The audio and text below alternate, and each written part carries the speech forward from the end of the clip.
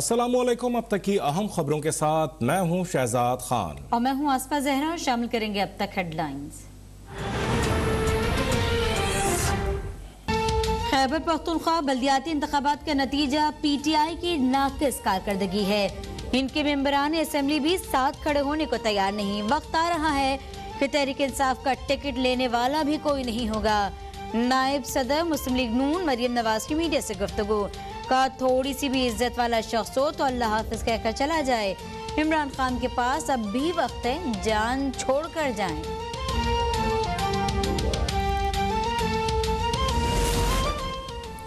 Khyber Pakhtunkhwa PTI का घर है, हार जीत से कोई फर्क नहीं पड़ता। शिकस्त के बाद अपना मुहासबा करते हैं। आपकी तरह मुखालफीन और मुल्की इदारों को तज़हीक का निशाना नहीं बनाते। हम आपकी तरह झूठ, फ्रॉड और करप्शन की सियासत नहीं करते। मुआविन खुसूसी शहबाज गिल का मरियम नवाज के बयान पर रद्दमल, कहा जहां आपको वोट न मिले उसे आप दूसरों का घर बना देते हैं। ये वक्त बताएगा कि हेलमेट पहनकर किसको बाहर निकलना है।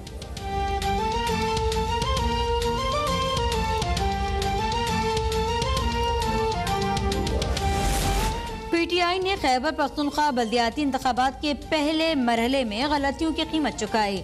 गलत उम्मीदवारों का इंतखाब शिकस्त की वजह बनी। वजीर आज़म इमरान खान ने ट्विटर पैगाम में कहा, खैबर पख्तूनख्वा बल्दियाती इंतखाबात के दूसरे मरहले समेत मुल्क भर में बल्दियाती इंतखाबात में हिकमत अमली की निगरानी खुद करूंगा। इंशाअल्लाह पीटीआई मजबूत होकर सामने आएगी।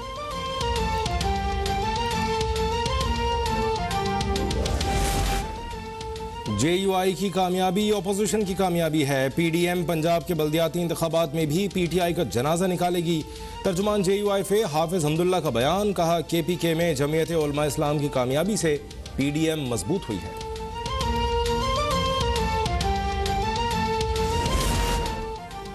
ओपोजिशन जमातें मिलकर लड़ती तो केपी इंतखाबात में पीटीआई को कोई निशिस्त नहीं मिलती।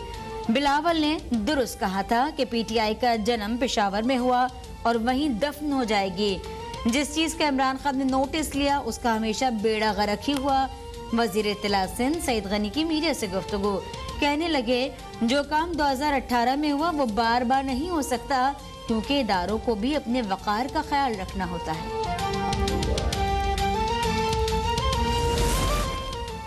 मुल्क में करप्शन, नालायकी और नाअहली उरूज पर है। मुल्क में ईमानदार लोगों का कहत पड़ चुका है।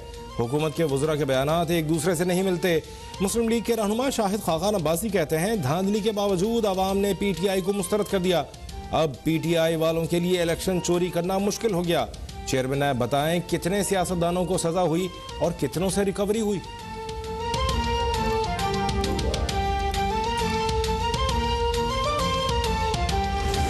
नैब ने मरियम नवाज कैप्टन रिटायर्ड सफदर के खिलाफ केसेस में एक बार फिर इल्तवा की दरख्वास्त की। जब से जज साहिबान ने नैब के सबूतों के बक्से मांगे हैं, नैब की बीमारी ही खत्म नहीं हो रही। मुस्लिम लीग नून पंजाब की तर्जुमान अजमा बुखारी का ट्वीट, कहा हुकूमती तर्जुमान बताएं वो सबूतों के बक्से और नाकाबिले तरदीद शवाहिद कहाँ चले गए। अब सबूत अदालत में पेश करें, भाग क्यों रहे हैं। मारूफ माहिर अमराज खून प्रोफेसर डॉक्टर ताहिर शमसी की नमाज जनाजा कराची में अदा कर दी गई। अहले खाना के मुताबिक डॉक्टर ताहिर शमसी ब्रेन हैमरेज के बाद निजी अस्पताल में ज़ेर इलाज थे। डॉक्टर ताहिर शमसी की चंद रोज़ कबल ब्रेन सर्जरी हुई, जिसके बाद वेंटिलेटर पर रहने के बाद आज इंतकाल कर गए थे। डॉक्टर ताहिर शमसी का शुमार मुल्क में बोन मैरो ट्रांसप्लांट के बानियों में किया जाता है।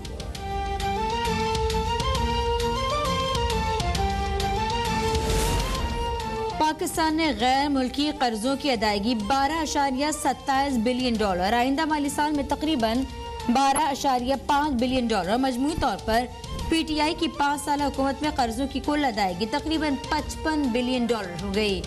वजीर इत्तलात फवाद चौधरी का ट्वीट, कहते हैं मुस्लिम लीग नून ने 5 साल हुकूमत में 27 अरब डॉलर बैरूनी कर्जों की अदायगी की।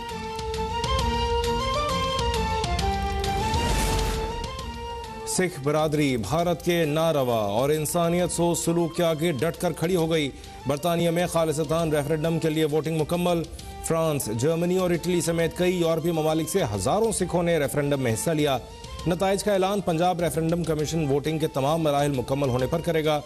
सिख रहनुमाओं का कहना था कि भारत सिखों की तहरीक आज़ादी ताकत से दबाने की कोशिश कर रहा है।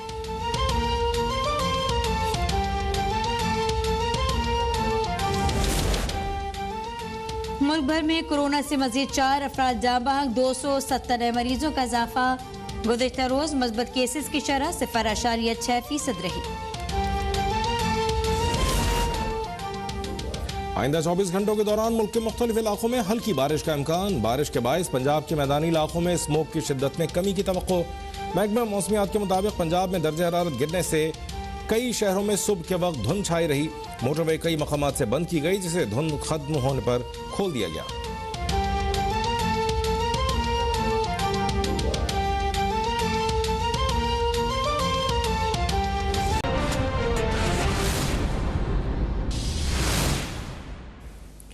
Welcome back. अहम खबर से आपको आगाह करें, पाकिस्तान ने बाबर क्रूज मिसाइल B1 का कामयाब तजुर्बा किया है। ISPR के मुताबिक बाबर क्रूज मिसाइल B1 का तजुर्बा पाकिस्तान की स्ट्रेटेजिक डिटरेंस को मजीद मजबूत करेगा। अपडेट से आगाह करें, पाकिस्तान का बाबर क्रूज मिसाइल B1 की बेहतर रेंज वाले वर्जन का कामयाब तजुर्बा। ISPR का कहना है कि यह तजुर्बा पाकिस्तान की स्ट्रेटेजिक डिटरेंस को मजीद मजबूत कर देगा। Director general SPD lieutenant general Nadeem Zaki का तजुर्बे का मुशाहिदा। सदर, वजीर आजम, chairman joint chiefs of staff, services chiefs की कामयाब लॉन्चिंग पर मुबारकबाद।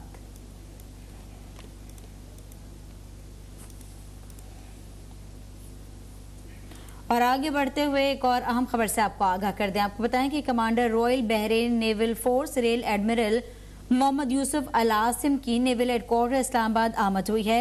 तर्जमान पाक बहरिया के मुताबिक commander royal Bahrain naval force ने सरबरा पाक बहरिया से मुलाकात की है। Commander royal Bahrain naval forces rear admiral Mohammed Yusuf Al Asim की नेवल हेडक्वार्टर इस्लामाबाद आमद हुई है।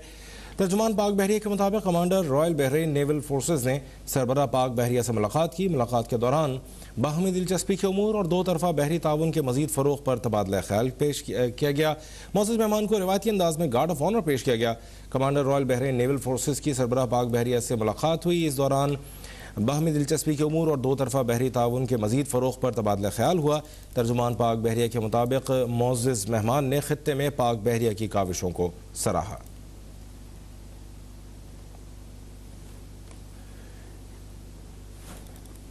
Bureau chief Islamabad Naseem Siddiqui line पर है, उनसे मजीद जानेंगे। जी नसीम सिद्दीकी। जी बिल्कुल, commander royal Bahrain naval force rear admiral Mohammed Yusuf Al Asim की नेवल हेडक्वार्टर इस्लामाबाद आमद। नेवल हेडक्वार्टर आमद पर पाक बहरिया के सरबरा एडमिरल मोहम्मद अमजद खान न्याजी ने मोअज़्ज़िज़ मेहमान का इस्तकबाल किया। मोअज़्ज़िज़ मेहमान को रवायती अंदाज में गार्ड ऑफ ऑनर पेश किया गया और इनका प्रिंसिपल स्टाफ ऑफिसर से तारुफ कराया गया। Commander royal Bahrain naval force ने सरबरा पाकिस्तान बहरिया से मुलाकात की। मुलाकात के दौरान बाहमी दिलचस्पी के अमूर और दो तरफा बहरी ताउन के मजीद फ़रोग़ पर तबादला ख्याल किया गया। मोअज़्ज़िज़ मेहमान को पाक बहरिया की जिम्मेदारियों और इस्तेदाद कार के हवाले से ब्रीफिंग दी गई। मोअज़्ज़िज़ मेहमान ने खित्ते में बहरी सिक्योरिटी और इस्तेहकाम के हवाले से पाक बहरिया की काविशों को सराहा। जबकि commander royal Bahrain naval force के दौरे से दोनों मालिक के माबैन दो तरफा ताउन को मजीद फ़रोग़ मिलेगा। ये कहना था तर्जुमान पाक बहरिया का। जी अपडेट कर रहे थे नसीम सिद्दीकी। और वजीर इत्तला सिंध सईद गनी कहते हैं कि PTI का जन्म पेशावर में हुआ और वहीं दफन होकर रह गई। KP के इंतखाबात में वफाकी हुकूमत ने खुलकर मदाखलत की, इसके बावजूद भी उन्हें मुंह की खानी पड़ी। कराची में कोई नया बल्दियाती निज़ाम नहीं ला रहे। मुखालिफ जमातों का मकसद महज फितना फसाद करवाना है। सिंध असेंबली में प्रेस कॉन्फ्रेंस करते हुए वजीर इत्तलात सिंध सईद गनी का कहना था कि KP के बल्दियाती इंतखाबात में वफाकी हुकूमत के MPA और MNAs ने खुलकर मुदाखलत की, इसके बावजूद भी इन्हें मुंह की खानी पड़ी। वो सिंध, पंजाब, बलूचिस्तान से बल्दियाती इलेक्शन जीतने के ख्वाब देखना छोड़ दें। आधे अजला में जो बल्दियाती इलेक्शन हुए हैं उन्होंने अवाम के मूड का आपको बता दिया है। और ये वो खैबर पख्तूनख्वा है जो PTI का गढ़ था। ये वो खैबर पख्तूनख्वा है जहाँ PTI ने जन्म लिया। वो खैबर पख्तूनख्वा है जहाँ PTI ने बाकी तमाम जमातों को एक तरह से फारिग कर दिया था। उस इलाके में अगर PTI का ये हशर हो सकता है तो आप अंदाजा लगा लीजिए कि सूबा सिंध के बल्दियाती इलेक्शन में क्या होगा, पंजाब के बल्दियाती इलेक्शन में क्या होगा और बलूचिस्तान के बल्दियाती इलेक्शन में क्या होगा। सूबा इत्तला सिंध ने कहा कि सूबे में कोई नया बल्दियाती निज़ाम नहीं लाए। अवामी भलाई के लिए 2013 के बल्दियाती कानून में मजीद बेहतरी के लिए तरमीम की है। MQM व दीगर जमातें महज इसे लासानियत का रंग देकर फितना फसादात कराना चाहती हैं। हमारे दौर हुकूमत में बार बार पेट्रोल की कीमतें बढ़ने पर इस्तीफे देने वाले, हुकूमतें छोड़ने वाले आज उनके मुंह से एक लफ्ज नहीं निकलता और वो खामोश हैं और सिर्फ इस सूबे के अंदर लोगों में नफरतें पैदा करने के लिए, दूरियां पैदा करने के लिए, लड़ाई करवाने के लिए अपनी साजिशों में मसरूफ है, लेकिन आवाम के इशूज पर जो है वो बात करने को तैयार नहीं है। सईद गनी का कहना था कि वफाकी हुकूमत हर शोबे में बुरी तरह नाकाम है। आज मुल्क में गैस नायाब है। बिलावल भुट्टो जरदारी ही लोगों की उम्मीदें हैं। गवर्नर स्टेट बैंक रजा बाकर इस वक्त मीडिया से बात कर रहे हैं। डिस्बर्समेंट करनी है वो 1700 अरब रुपए का है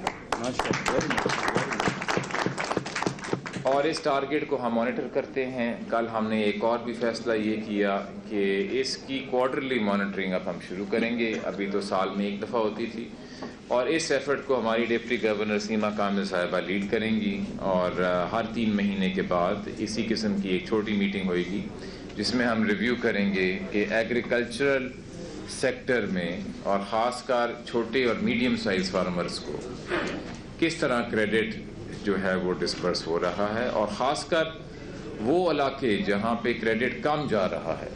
मसलन पंजाब तो वो इलाका है जहाँ पे सबसे ज़्यादा क्रेडिट जा रहा है एग्रीकल्चर में, वो अच्छी बात है। लेकिन हम साथ साथ चाहेंगे कि और भी जो सूबे हैं जहाँ पे क्रेडिट इतना नहीं जा रहा, जो कि निगलेक्ट हो रहे हैं, उस पर भी हम और जोर दें, क्योंकि एक पाकिस्तानी किसान चाहे वो मुल्क के किसी ही सूबे में हो, वो एक पाकिस्तानी किसान है और हमारा ये फ़र्ज़ है कि हर किसान की मदद की जाए। अब साथ साथ एक वजह मुल्तान चेंबर ऑफ कॉमर्स में आने की एक और भी है और इस वजह की कहानी शुरू होती है जब पिछले साल हमारे मुल्क में और पूरी दुनिया में इस कोरोना वायरस की वबा आई।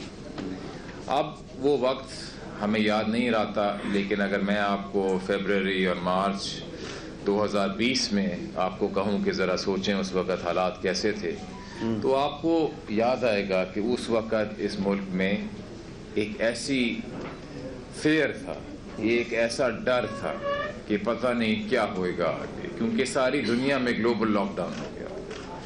आप में से जो एक्सपोर्टर हैं उनकी एक्सपोर्ट्स के ऑर्डर कैंसिल हो गए, जो यहाँ पे सेल कर रहे हैं लॉकडाउन की वजह से सेल रुक गई। और जैसा कि आप क्योंकि सारे बिजनेसमैन हैं, आप जानते हैं कि अगर आपकी सेल रुकेगी और आपको कैश फ्लो नहीं मिलेगा तो आप अपने बिल्स की अदायगी कैसे करेंगे। और अगर आपने ये फैसला कर दिया कि आपने अपनी बिजनेस को बंद कर देना है आर्जी तौर पे, तो जो आपका लेबर है अगर वो वापस चला गया, कुछ लेबर देहातों से आया होता है, कुछ मुल्क के और हिस्सों से आया होता है, तो फिर जब आप अगर दोबारा उस बिज़नेस को शुरू करेंगे तो उसमें तो बड़ी देर लगेगी। इसके अलावा और बहुत सारे पेचीदा मसाइल कोविड की वजह से सामने आए। उस वक्त मुल्तान में गवर्नर स्टेट बैंक रजा बाकर तकरीब से खिताब कर रहे हैं, जहां उन्होंने कहा कि हम चाहते हैं कि कारोबार के मौके बढ़ें। इस बारे में अपडेट रखेंगे लेकिन ब्रेक के बाद। देखते रहिए।